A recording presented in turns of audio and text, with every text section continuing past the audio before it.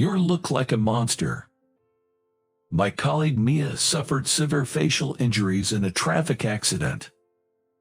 Our boss, Steve, threw harsh words at her. Steve's remark cut through her like a sharp knife, easily wounding a woman's heart. And it slashed through the last bit of Mia's composure. Mia was looking down, covering her face with her hands. Seeing Mia's tears, I felt a surge of heat throughout my body. I approached Mia and covered her with my suit jacket from head to toe. "It's all right. Leave it to me." "What?" Saying that, I made a call to someone. "My name is David. I turned 33 this year. Born into a family of doctors, I was raised in a relatively affluent household. As a child, I was shy and extremely introverted. Even when I was taken to the park, I would always hide behind my mother. My strict father wanted me, the eldest son, to become a doctor and provided me with various forms of advanced education.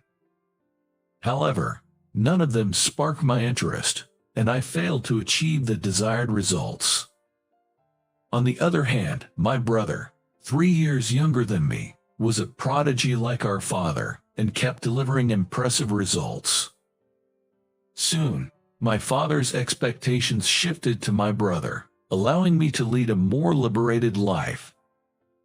Yet, I couldn't find anything I was passionate about, and began to lead a self-indulgent life.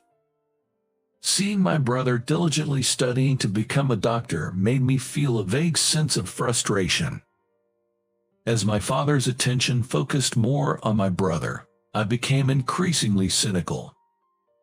The only person who loved me as I was my mother.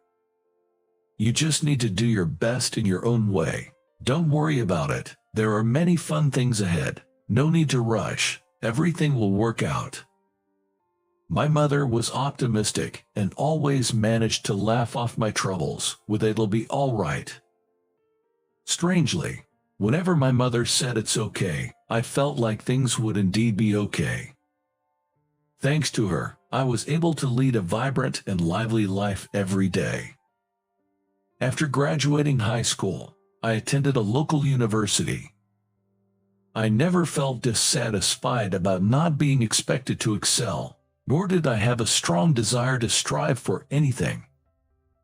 The only thing that caught my interest during my university years was computer programming.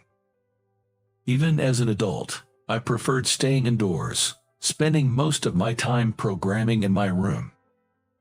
Seeing me so engrossed, my mother was very happy that I had found something I was passionate about. My mother fell ill during my second year of university. Treatment began immediately, but she started suffering from the side effects of the medication. She lost her hair and was in and out of the hospital. My mother, who was always so energetic, began to spend more time sitting silently on the sofa at home.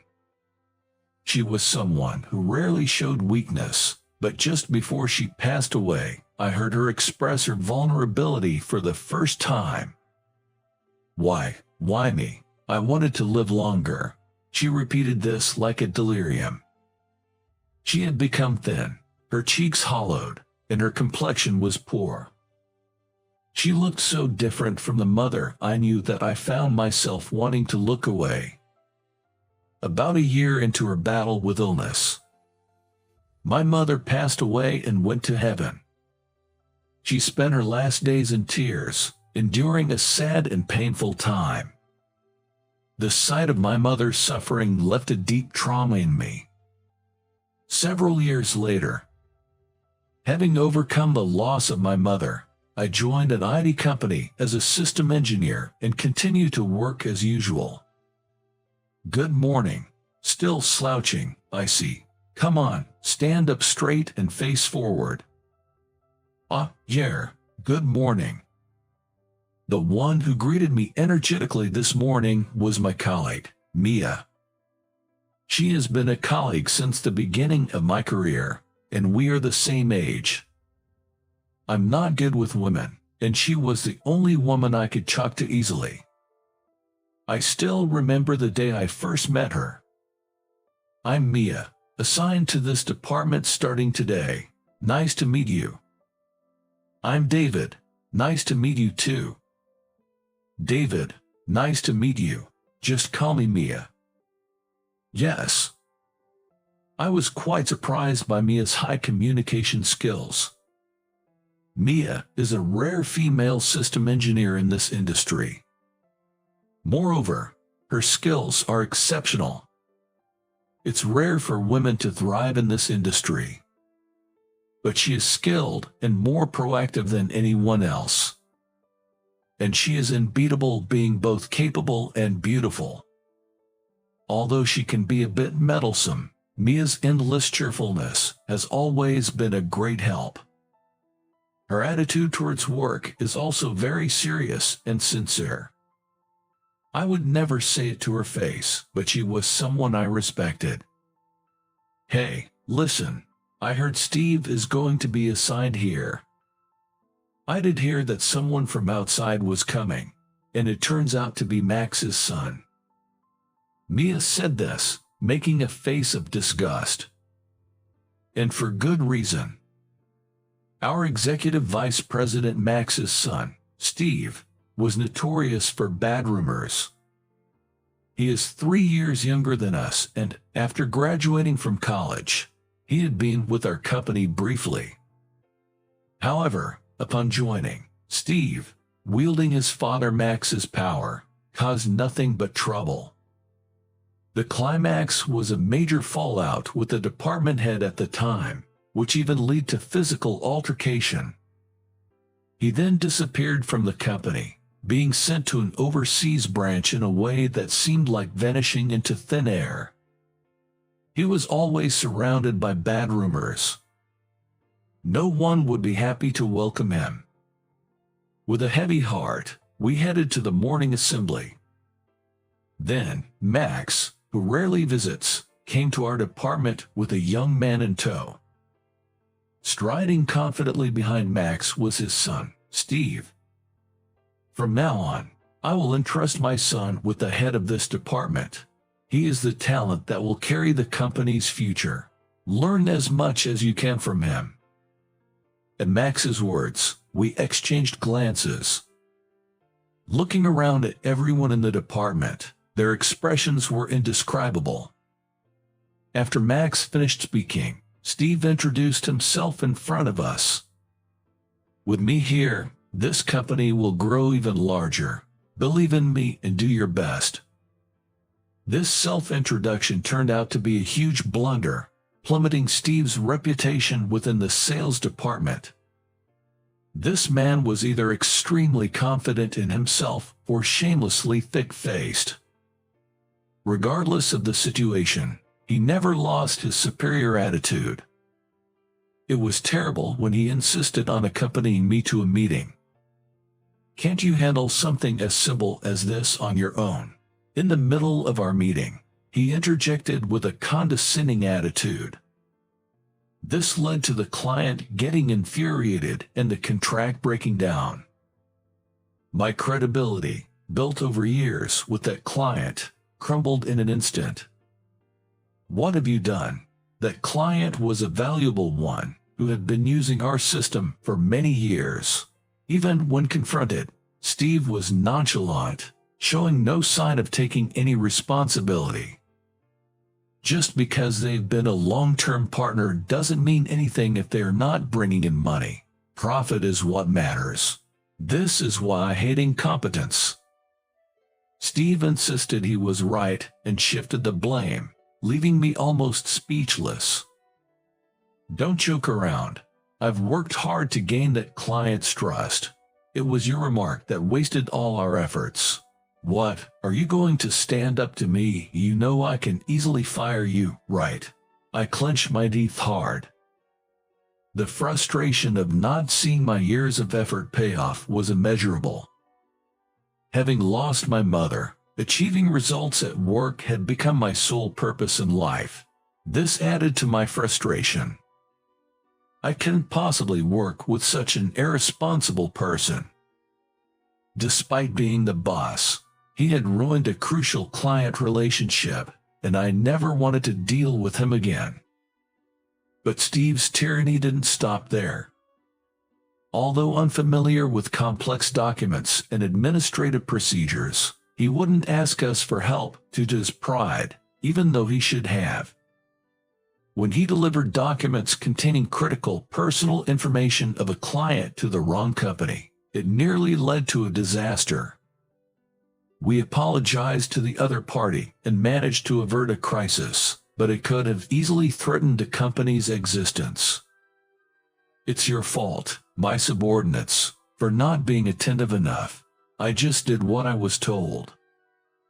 Even though the situation didn't escalate, it was an unforgivable mistake, yet Steve claimed he had no responsibility. It wasn't just me who was at the end of my patience. Mia felt the same way. That day, we ended up going out for drinks on short notice, venting our frustrations about Steve as if to clear the air. Mia seemed to share my feelings, troubled by Steve's daily work attitude. I've been thinking the same. I accompanied him to a meeting recently, and it was tough because he spoke down to the client and us. So it wasn't just us. It's unacceptable to inconvenience our clients like this. I felt relieved knowing Mia shared my sentiments. But there wasn't much we could do, so we just vented our frustrations that day and parted ways. The next day, Mia started to counter Steve with a firm attitude. If you claim to have no faults, then please complete at least one task without relying on us at all. We will not interfere with your work. Mia's statement was completely reasonable, and Steve couldn't counter it with his usual excuses. The department erupted in applause, leaving Steve completely isolated. Embarrassed in front of everyone, Steve seemed frustrated. Mia was right. We weren't here to clean up Steve's messes. Mia, who spoke on our behalf, was admirable. However, Steve, humiliated by the incident, harbored resentment towards Mia. You'll see someday. I'll make sure to pay back this debt someday. Mumbling complaints, he returned to his desk. Thanks to Mia's straightforward and clear words, Steve became subdued.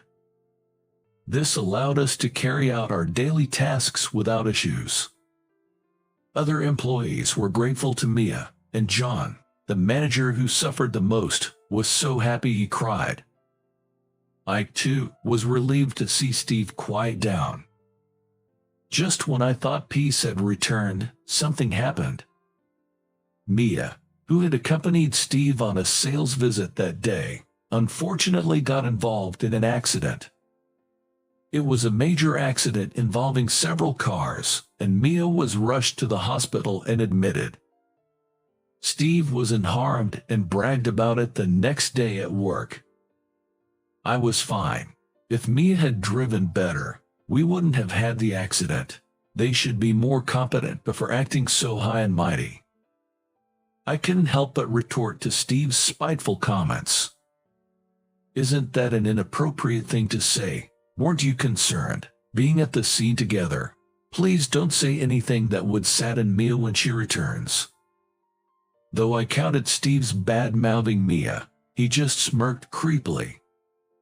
Seeing his expression gave me a bad feeling. That's if she can come back from the hospital. Steve, making unsettling remarks, seemed to hint at knowing something. The meaning of his words became clear 2 months later.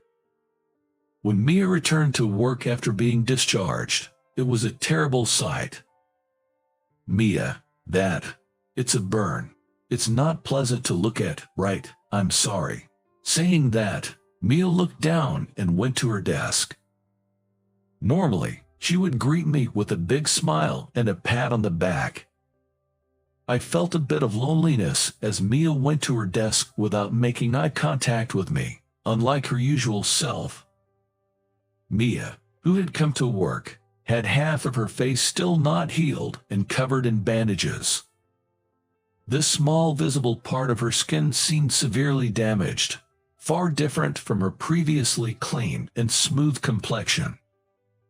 Her teeth were also chipped, and her cheeks appeared sunken, possibly from not being able to eat properly. Mia had become almost unrecognizable, and I couldn't find the right words to say to her. I knew she had been badly injured, but I hadn't imagined it would be to the extent of damaging half of her face. Mia sat at her desk, covering her face with one hand. Sensing the mood, no one in the sales department tried to start a conversation. As a heavy silence fell, Steve's loud laughter echoed. "What's with that face? You look like a monster. I can't believe you can walk around outside with a face like that." His words, sharp as a knife, easily wounded a woman's heart and tore through Mia's barely maintained composure. Mia, no doubt, heard Steve's words too.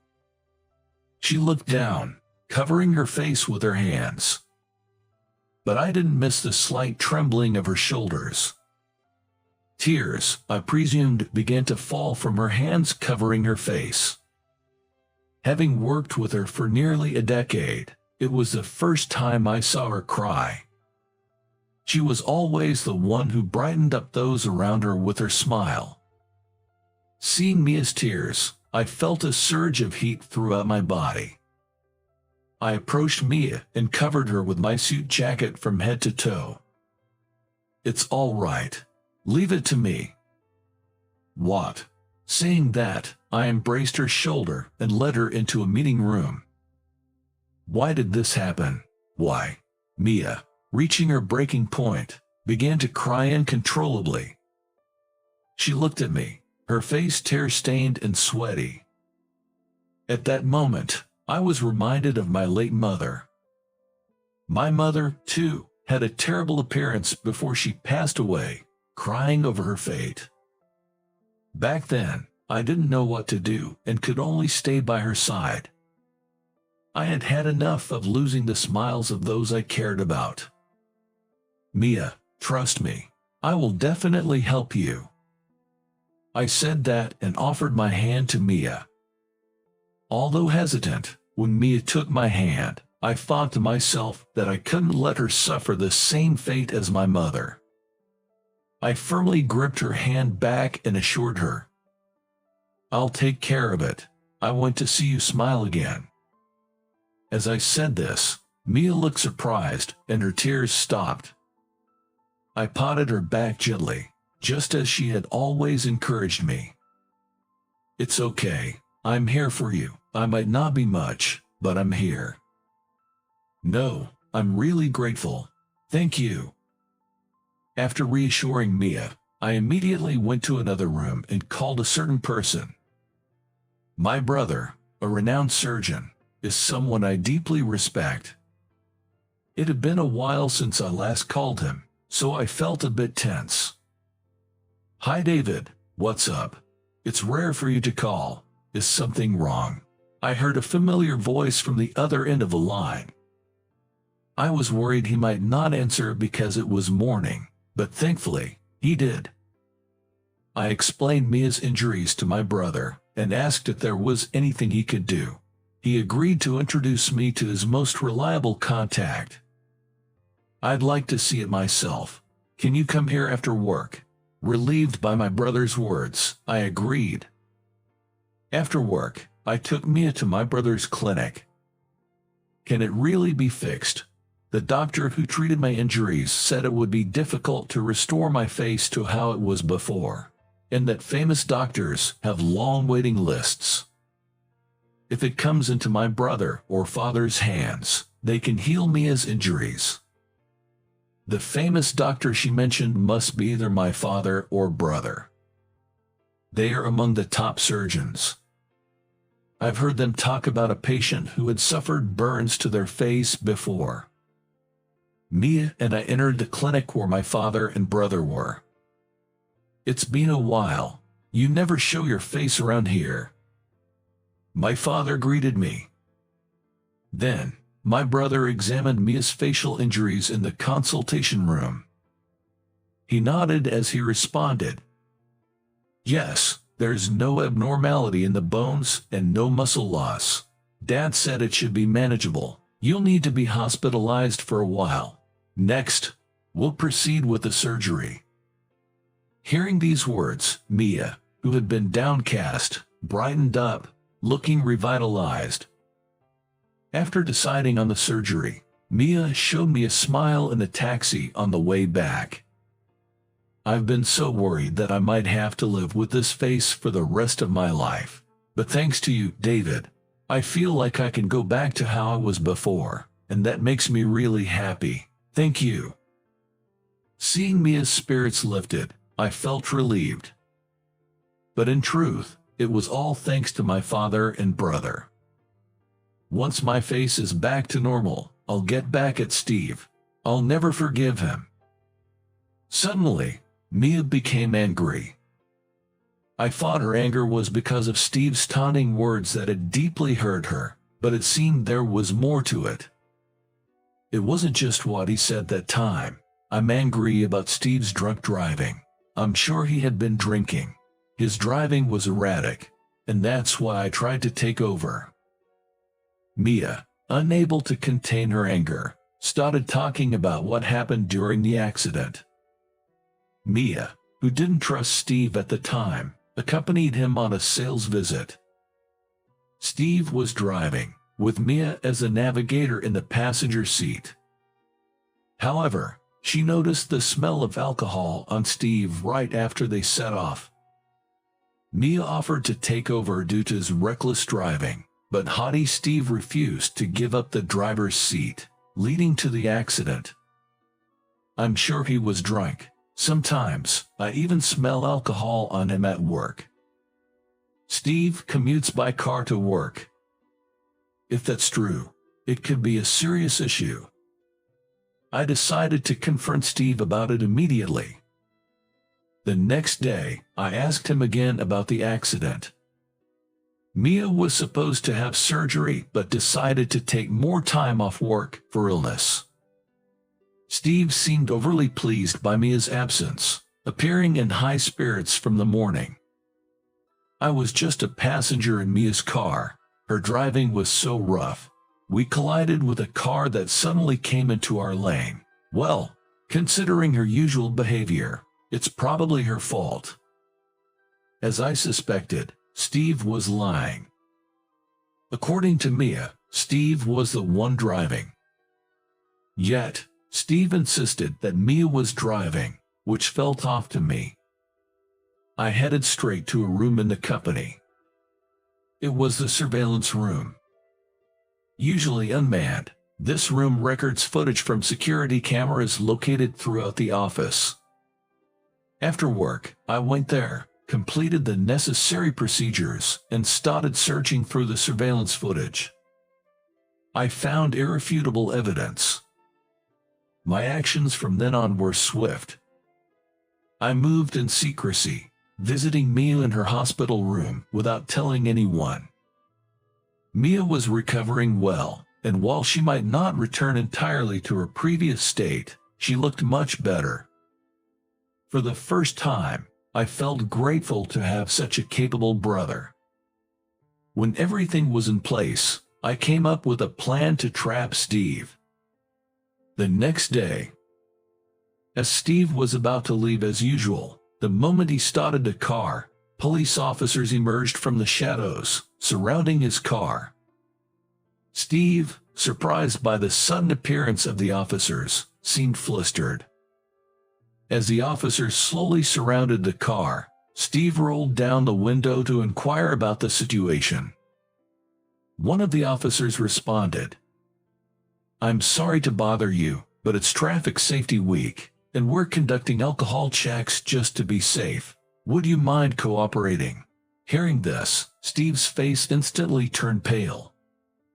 Suddenly trembling, Steve couldn't give a clear response. Well, of course not. I don't drink during work hours." Steve's agitation was evident in his behavior.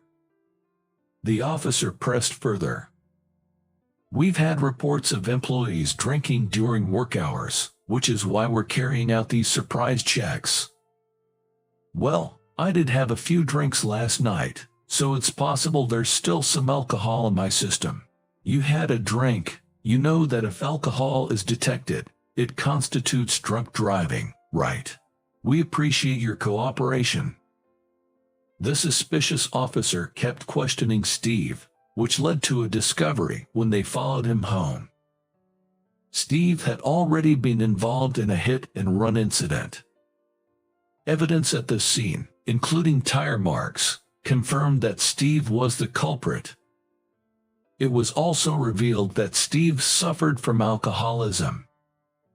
Steve was known to drink alcohol indiscriminately, regardless of time and place. He was even drinking inside the office, and various security cameras captured him consuming alcohol. Furthermore, I found footage from a security camera showing Steve drinking in the break room before heading out on sales on the day Mia had her accident. Mia's statement was a final blow. Steve had caused an accident while drunk. The truth was his selfish doing. But what was worse was how he handled the accident. It turned out that Steve was the one driving that day, with Mia sitting in the passenger seat. This was later clarified by a police investigation. Sensing something was wrong with how Steve was driving, Mia offered to drive instead, but he stubbornly refused. After the accident, only Mia was seriously injured. He had the first responders take Mia away and then falsely reported to the police that the accident was caused by Mia. Despite his abhorrent actions, he tried to pin the driving on Mia and elusively escape responsibility. Mia, who was unaware of this, was shocked to learn the truth. Preoccupied with her facial injuries, it seems she had never even thought about who was being blamed for the accident. All these were shameful attempts by a man trying to escape responsibility. As a result, Steve was arrested by the police. Given the evidence and the gravity of his actions, the officers said he couldn't avoid punishment. Following Steve's arrest, the company decided to discipline both him and Max. Due to his son's foolish actions, Max saw decades of his efforts go down the drain. Thus, Steve faced the full consequences of his actions. He now has to live with and confront his crimes. In adulthood, it's not status, power, or ability that matters. The crucial aspect is taking full responsibility for one's actions. I hope Steve reflects on his actions and reforms. Afterward, Mia's face almost completely returned to normal, and she was fully rejuvenated. I'm overjoyed to see her smile again. David, you're a lifesaver. Thank you. I owe you one. It's nothing. I just did what anyone would. Mia thanked me, but I felt awkward and couldn't fully express my joy. The credit for restoring her face goes to my father and brother. I merely contacted my brother. I hadn't done anything else. Moreover, since that incident, I've been in touch more frequently with my father and brother, and we've even planned to have dinner together. I should be the one thanking Mia. Without you, I might not have received help from your family. You were there for me when I was hurt and in tears, David. Mia blushed and looked into my eyes intently. Well, do you have time today? I'd like to express my gratitude, so I'd be happy if you could join me tonight. My heart raced as I saw Mia blush. Nervously nodding to the unprecedented formal invitation to dinner, I saw Mia's cheeks relax into a happy smile. Subsequently, Mia and I began dating and eventually decided to get married. On our wedding day, Mia, dressed in a wedding gown, looked stunningly beautiful. We concluded our reception surrounded by the blessings of our family, colleagues, and friends. Surely, my mother was watching over us from heaven. Some time later, Mia gave birth to a baby girl. I was so thrilled I felt like jumping for joy at the sight of our adorable child. After losing my mother, I had immersed myself in work, but now my focus shifts to protecting my new family. I intend to shower my daughter with the same abundance of love that my mother had given me. And in this one-time journey of life, there will undoubtedly be unfair and challenging moments. During such times, I remind myself, it will all work out. Remembering my mother's words, I continue to live each day with my beloved family,